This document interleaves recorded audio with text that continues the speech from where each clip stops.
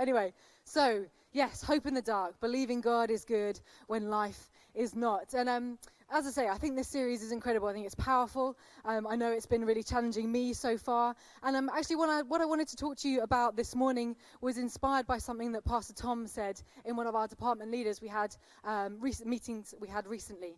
And it's on the subject of doubt. I was interested to hear that someone was praying about doubts recently. It shows that actually it is an issue that we should be confronting. So I'm reassured that I've got a friend in the audience today. Because actually his comments really got me thinking, oh, that's better. I can hear myself now. Hopefully you guys can hear me too.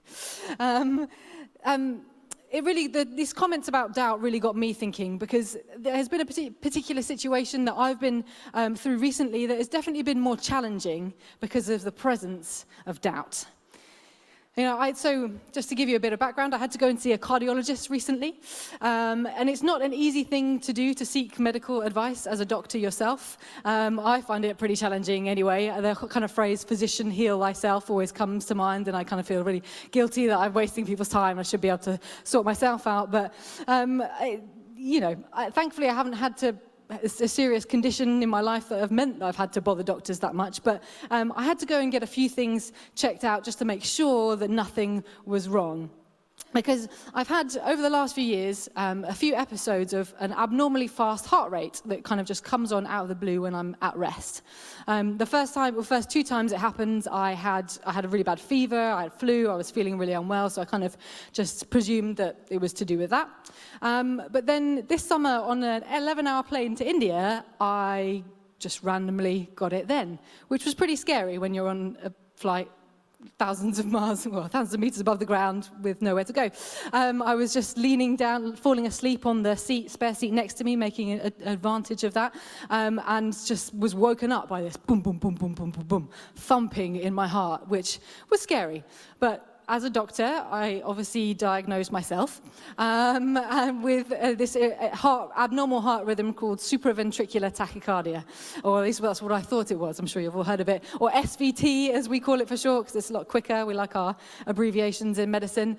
And I did all the things that you're supposed to do to kind of get yourself out of that rhythm, which, thank God, worked. And I had the rest of the flight without any more abnormal heart rates.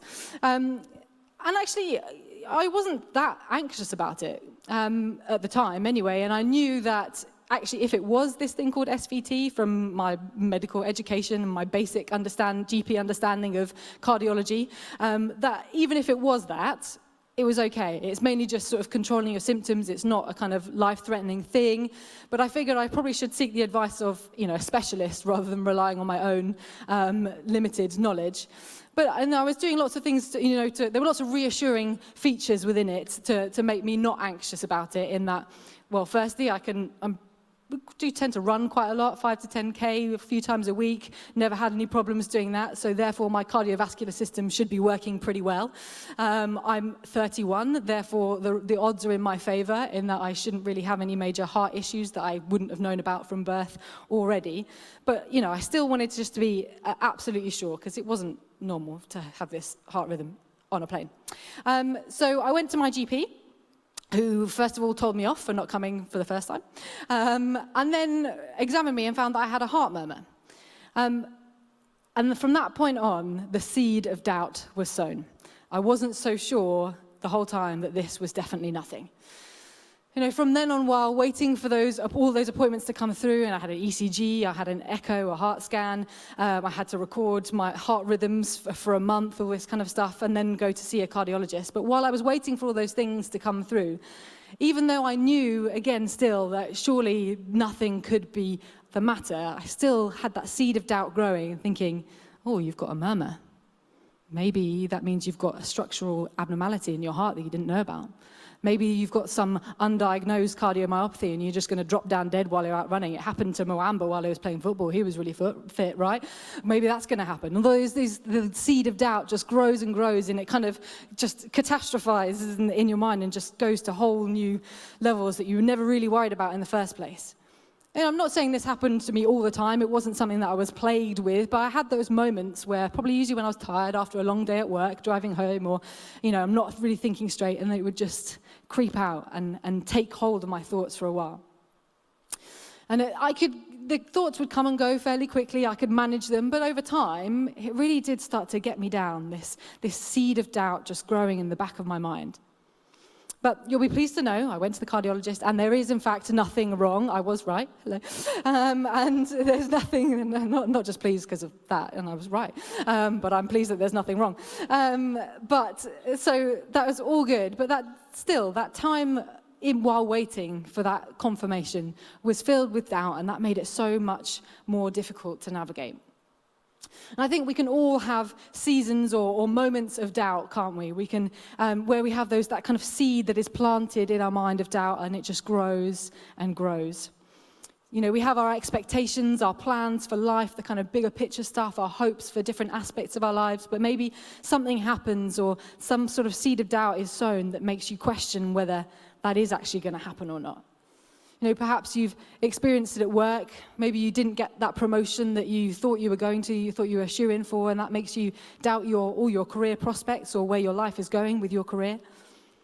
Maybe you're a student and you've come out of one of your major exams, or maybe your final exams, and that guy comes up to you and starts wanting to debrief the whole exam, and, you know, starts asking you questions like, what did you put for that? Did you put this? And you realize that you guys have put 2 different answers for a lot of questions, and it makes you doubt, you know, maybe I didn't do as well as I thought on that paper, and then that throws you into whole kind of maybe weeks or months waiting for the exam results, thinking maybe I didn't do as well as I thought, maybe I'm not going to get the mark in my degree that I wanted, maybe I'm not going to be able to get the jobs that I want, or the seed of doubt that's planted and it grows and grows.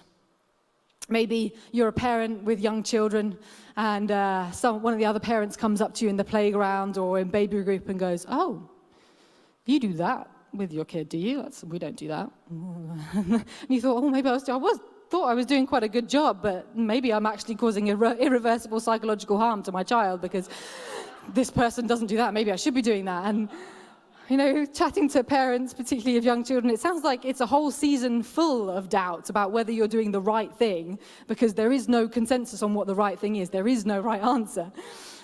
You know, and that doubt left to grow and grow can really take the joy out of parenting. Maybe you're single and you've started to doubt whether you ever meet someone and get married. Maybe you're married and you want to start a family, but it hasn't happened yet, and you're doubting whether you're ever going to be able to have a baby. Maybe you're in debt and you've got a plan to get out of it, but you keep getting those unexpected bills, and you just doubt whether you're ever going to be able to get your head above water. Perhaps you have a relative or someone close to you who is ill, and you've got that seed of doubt that just makes you question, what if they don't get better? Maybe you're doubting whether this whole Christianity thing is legit. Maybe is God really real? Maybe that's because you've never encountered this kind of environment before. And I just want to say, if you haven't and you're here for the first time, we love the fact that you're here, and love the fact that you're on a journey, and we want to be a part of that. But maybe if you're questioning whether God does really exist, it's because you're going through such a difficult time right now that it's hard to believe that there is a good God up there looking out for you. Now, doubt can bring uncertainty. It can bring anxiety, fear. Doubt causes us to consider whether this tough situation we're facing, whether it will ever end. Doubt, if left to grow and develop, as it so easily does, if it's left unchecked, it can cause us to lose hope. So, what can we do with the doubts that we face? Well, I thought when looking to the Bible for the answer, I always think that's a good place to start. Who better to look at than Thomas, a.k.a. Doubting Thomas, one of Jesus' disciples. So whether you've been around church or not at all, you've probably heard about Doubting Thomas. It's a phrase that's bounded around to describe someone who is really skeptical or who needs a lot of evidence to believe anything. So Thomas this guy is literally a dictionary definition of doubt. So I feel like he's an appropriate person to go to look to see how we could manage our doubts. So we're going to read the account of his famous doubting moment in John 20. But just before we do, the context is that Jesus has just been crucified and buried, but he has yet to appear again to his disciples after being raised from the dead.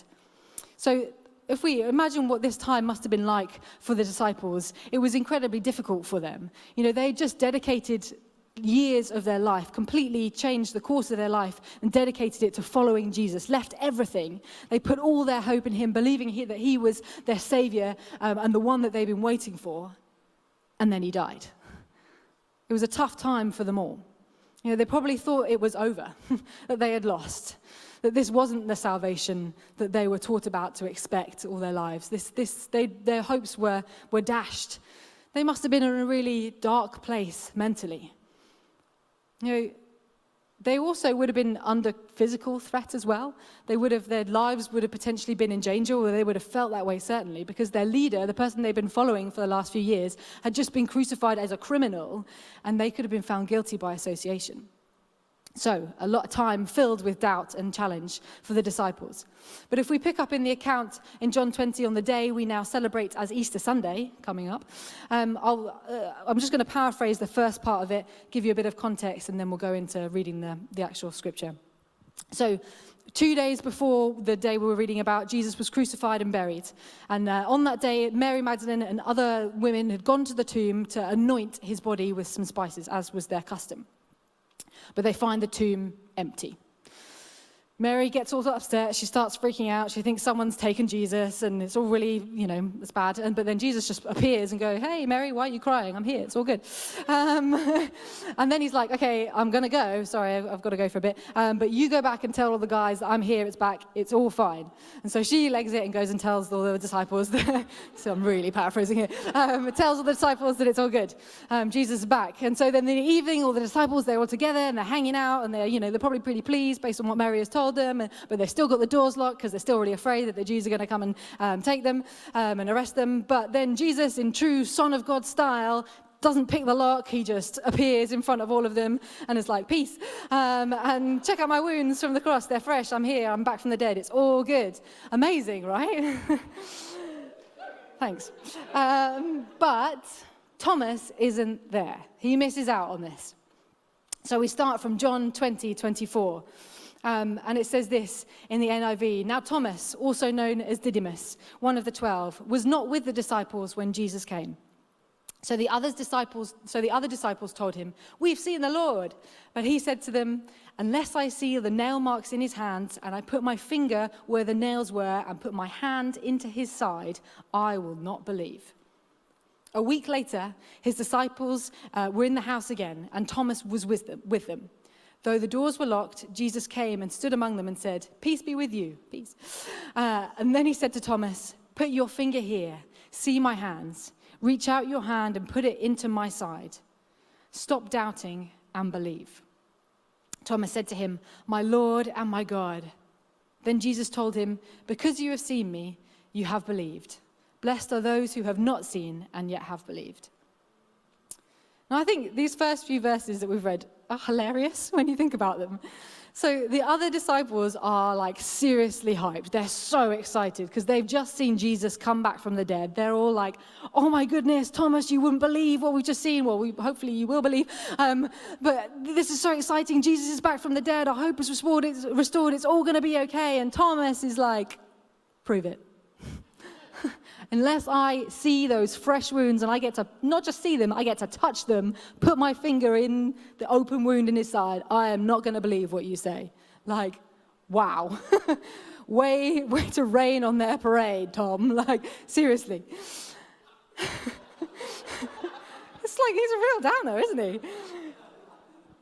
So before we dismiss Thomas as a negative skeptic, as a big killjoy, or just plain stubborn, let's put ourselves in his shoes.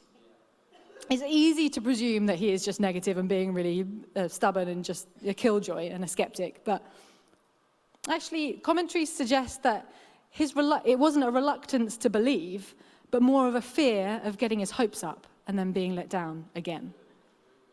I think we can all relate to that, can't we? Let's think about the emotions that he would have been feeling at this time. We know he would have been in a dark place anyway, because they all were. But he also would have been gutted, firstly, that he'd missed out on seeing Jesus like all the other disciples did. Because we don't know why he wasn't there in the first place. Why wasn't he with all the disciples? They would have all been gathering together as they would have been accustomed to do. But it suggested that actually he wasn't there because he was so disheartened by the recent events that he'd just given up. He'd given up meeting with the other disciples. Maybe he'd given up hope in all the things that Jesus had promised. Does that sound familiar as well? Maybe he was resentful of the others, of their faith, of their revelation, of the fact that they witnessed this miracle of Jesus coming back from the dead. I'm sure we can all relate to that too, when you're praying for something, you're believing for a breakthrough, you're believing God for a miracle, and someone else gets the thing that you're praying for. That's always challenging, isn't it? So not only that, it says he had to then put up with them for a whole week after they seen Jesus come back from the dead. So they probably would have met together daily. And imagine what that must have been like for him. Everyone else so happy, so full of hope, so full of faith, and he's just there in a completely different place. That's another challenge for us, or I'm sure we can relate to as well. Coming to church each week and seeing so many happy, enthusiastic people when you're really, really not. So there are lots of things that I think we can empathize with here. But so what is it that what is Jesus' response to Thomas's doubt? Because I think if we can look at that and we can see what his response was to Thomas then, and actually we can relate that to how Jesus is responding to us in our doubt now. I think if we look at firstly what Jesus doesn't do, that's really important. So he doesn't criticize Thomas for his doubt.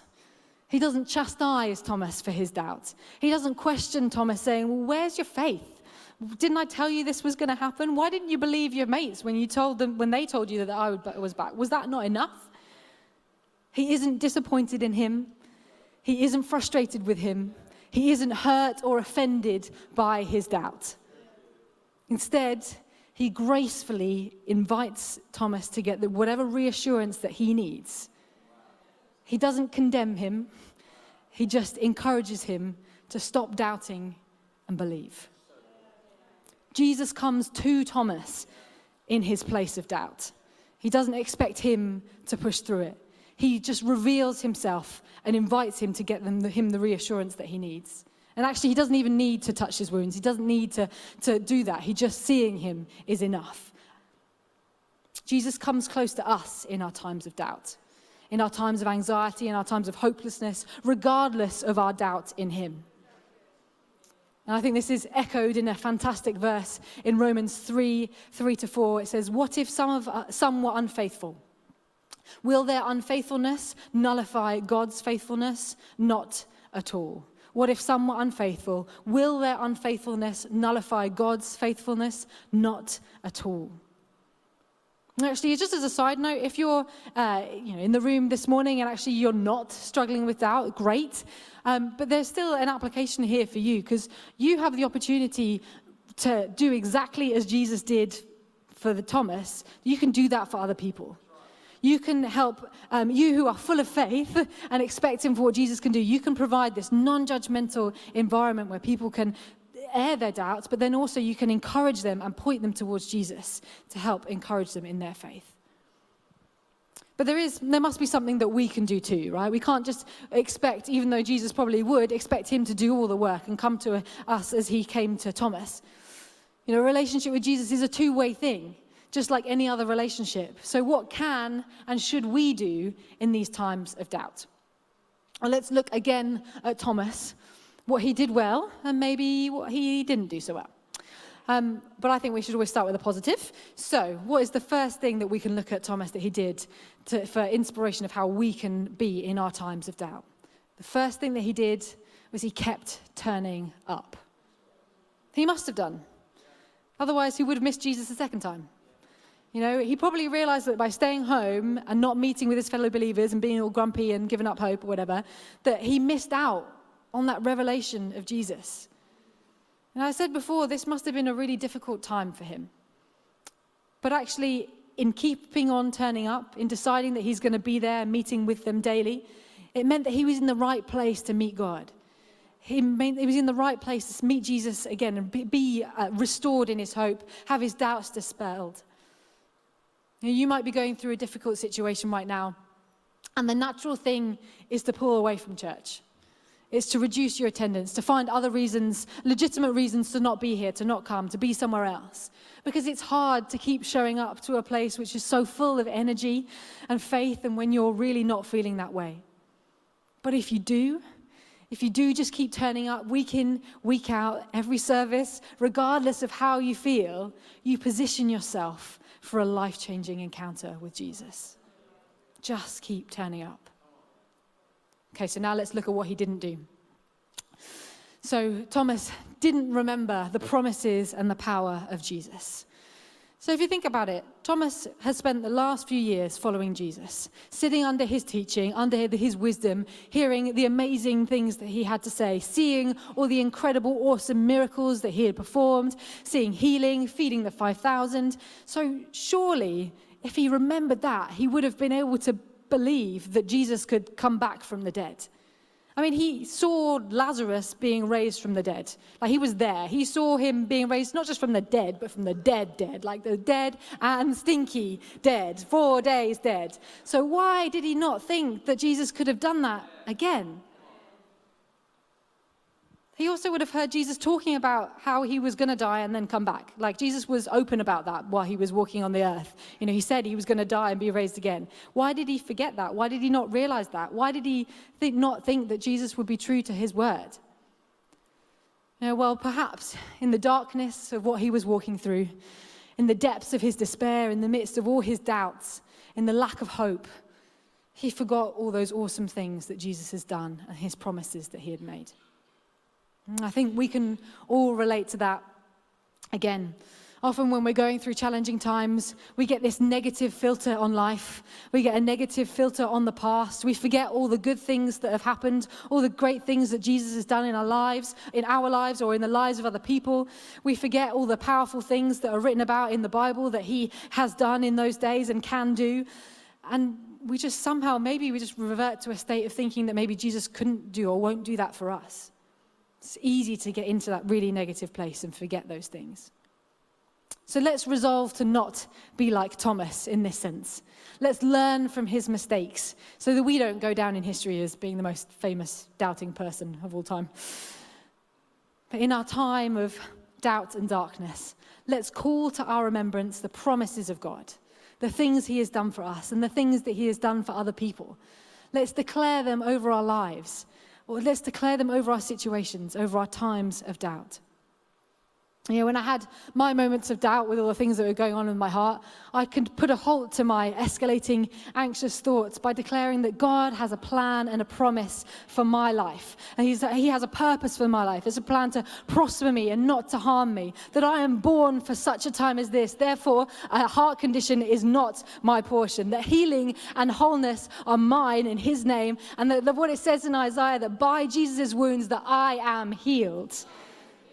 I could silence that doubt by declaring his promises. And we can do that the same. We can silence the doubt by declaring the promises of God for us. So going back to what Pastor Tom said at our department department leaders meeting the other night, we have to know what these promises are if we're going to use them to fight the doubt. If we're going to uproot that weed of doubt that is growing in our minds, we need to specifically address the doubt with a promise of God. So I want to encourage you to get into the Bible. Discover what these promises are for yourself. Get some key Bible verses that talk about the promises of God for each and every situation that you may be facing with doubt. I don't want you to be put off by maybe, you know, the Bible's a big book, like where do I start? But actually, the internet makes this really easy for us. If you just Google, like, promises of God for your life, Bible verses, you'll get countless pages and pages of examples. Look them up, write them down, learn them, have one a day, write them in wherever, stick them up on the walls, whatever you want to do. Categorize them into different situations, different promises for different doubts. Whatever you want to do, just get them in your mind, get them in your heart, and use them and declare them every day, every time you face those little thoughts of doubt. So, as I conclude, I just want to recap on what we've talked about so far. Ultimately, when we have doubts, I think let's be realistic. When we have doubts, we're doubting God, just like Thomas. But just like Thomas, if we keep turning up to church, keep turning up and being a part of this community of other people who believe the same thing of us, people that can encourage us in our faith, being in this atmosphere of praise and worship on a Sunday as we all meet together in corporate worship, we can position ourselves for a revelation of Jesus that casts out any doubt. Just keep turning up. If we also make it a priority to learn and to know and to remember the promises of God and all the awesome things that he has done in our lives already, the things he is capable of, we can uproot that doubt. Just keep turning up, and let's remember the promises of God and all the things he has done, how much he loves us. Imagine if we could get to that place where the promises of God drown out that negative noise of doubt, where the hope and the confidence in all that he has done will silence that fear. Imagine being able to smile at the future despite the uncertainty. Imagine when something or someone sows that seed of doubt in our minds, that you don't even let it take root because you are confident in the power of Jesus and his love for you. As the band come, I just want us to think, actually, if we can do this, if we could walk through any challenging time, in any difficult situation, we can walk through the darkest valley, declaring, just like we have done this morning in the song that we were singing earlier, that my God made me a promise and he won't stop now. We can do what it says in 2 Corinthians, one of my favorite verses, and we can take captive every thought and make it obedient to Christ. We can say no, we can take that doubt and we tell it no, because my God made me a promise. That is not part of my future. We can shout in the face of doubt. For every single doubt that we have, there is a promise of God that can dispel that doubt. We can declare in the face of doubt, saying that my God is with me always. I will run and not grow weary. He will give me rest when I am tired. He supplies my every need. That in all things he is working for my good. That nothing can separate him from me, from his love. That I am his, that he calls me mine, that he calls me by name. That he gives me a peace that transcends all understanding in the face of my anxiety. That he will comfort me when I walk through the valley of the shadow of death, that when I walk through the fire, I will not be burned, that no weapon formed against me, it may be formed, but it will not prosper, that he has come that I may have life, and life to the full, that I can do all things through Christ who strengthens me. So church, why don't you join me and declare this morning that God, if I sing it, that I know breakthrough is coming. By faith, I see a miracle. My God made me a promise and he won't stop now. Let's sing this.